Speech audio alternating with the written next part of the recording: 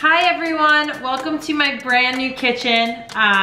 Greg and I just moved and I love cooking in here. It's so nice and I have so much space to do things. Today I'm gonna show you guys how I meal prep one of the meals that I eat a lot. These are like chicken fajita bowls that I'll meal prep on like a Monday or Tuesday and then keep in the fridge for if I want it for lunch or dinners. But I'm not huge on eating the same meal every day because my schedule changes, but this is an easy one that's delicious and super simple to make. Today we're making chicken fajitas.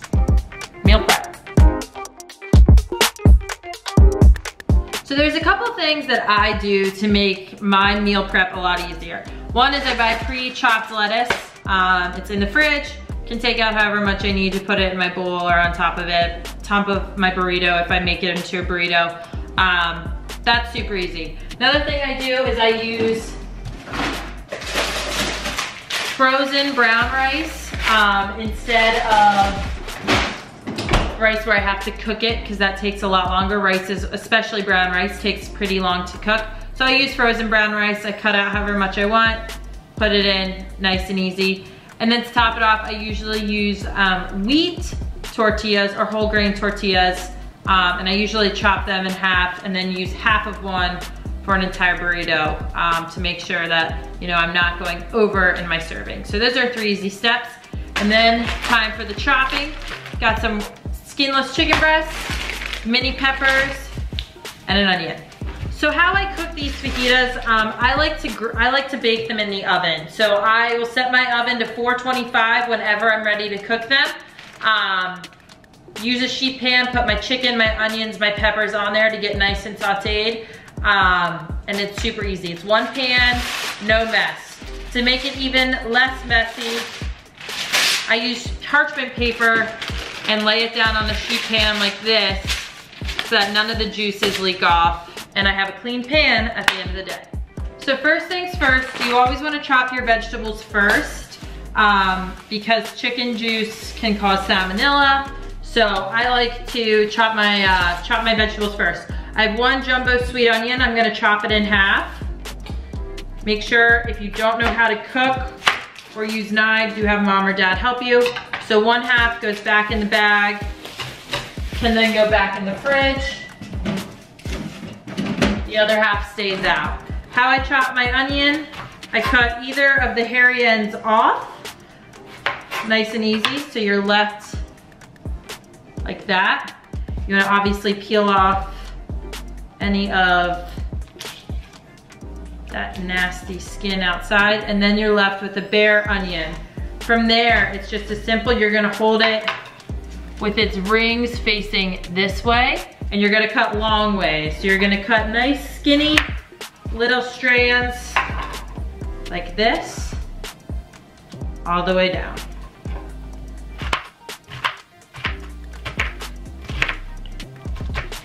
Like that. Once you're done, you can spread it out on the sheet pan, separate it out a bit, just like that. After you clear your board, it's now time to do the peppers. So I buy,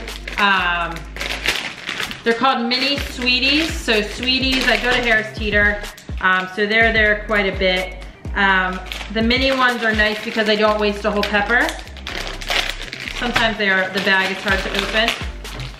So I take like 3 or 4 depending on how many days I'm going to cook for. I'll do 3 today because I'm only gonna do 2 days worth. And I'll teach you how to chop them. So the easiest way to chop a pepper, especially these mini ones, I've found is the part with the stem. You wanna go like 1 inch or 2 down and cut straight through.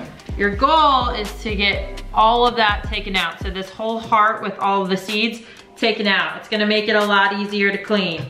Then you're gonna chop off the little ends at the bottom, and you're left with sort of these 3 little white spikes. Really important that we just chop those out because that's kind of the gross membrane stuff, and you're left with clean pieces with no white. And you're just gonna chop all the way around until you get only a couple slices So there, I'm left with 3 orange slices. And from here, we're just gonna chop down and make nice little slivers. Again, making sure we're really careful with our knife and not cutting our fingers off.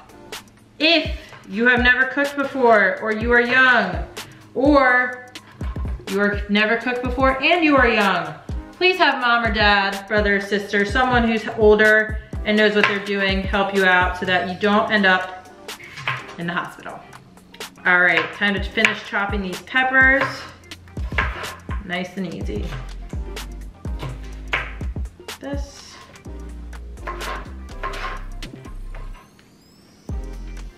So for me, I love onions and I love peppers. You can also put tomatoes in here. You can put, I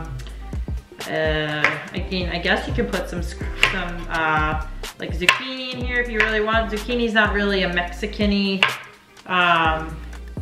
fajita thing, but feel free. So we're just finishing up with this last pepper. Come on, nice and easy. Like that. Shuffling them onto the pan. Once you're done, it's gonna look something like this. Just mix it around, and from here, we can start to add our seasoning. So our seasoning, what I like to use, I like to use garlic powder and crushed red pepper, in addition to some salt and regular black pepper. So I just sprinkle it on, just a nice even coating. For me, I really like garlic powder and I love red chili flakes, so I make mine a little spicier, but it's easy enough to lighten up on that. And then what you're gonna do is you're gonna give it a nice coating of olive oil. So for me, I have sprayable Bertollis, and I just give it a nice little spray, helps make them crisp. Time for the chicken. So with the chicken, what I use is just a Tupperware. So I get the perfect portions Purdue chicken, or Nature's Promise if I make it to Giant. So you just wanna cut through your chicken, these individual breasts, and empty it into the Tupperware. So I'm gonna do this for all 5 chicken breasts. Nice and easy. Again, if you're not comfortable with a knife, use scissors or have a parent do it. Chicken juice especially, it's really important after you touch the chicken, you wash your hands, because like I said before, you do not want to get salmonella. So you got 5 chicken breasts. This is the last one. Nice and easy. Into this bowl, and then you can put the wrappers into the big wrapper and throw it up. From here, once all 5 chicken breasts are in, you're just gonna take a packet of taco seasoning. I use the Old El Paso Original. If you want it hotter, feel free to go with the spicy mix. Gonna break it open, pour it onto the chicken.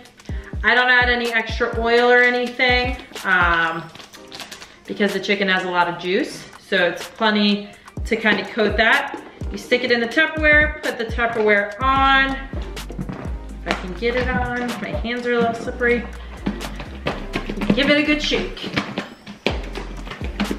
So you wanna get it all around, flip it upside down so that the chicken is evenly coated, like that. From here, you're just gonna take it out and lay it next to, but not touching, the onions and the peppers. And then from here, you can either cook it right away, or like I'm gonna do, I'm gonna pop it in the fridge, let it marinate while I'm at work today. And then when I come home, it's ready to cook for dinner. So that's my fajita meal prep. Super easy, super simple, and very healthy. This is a meal I eat all the time, and now you can too. Bye.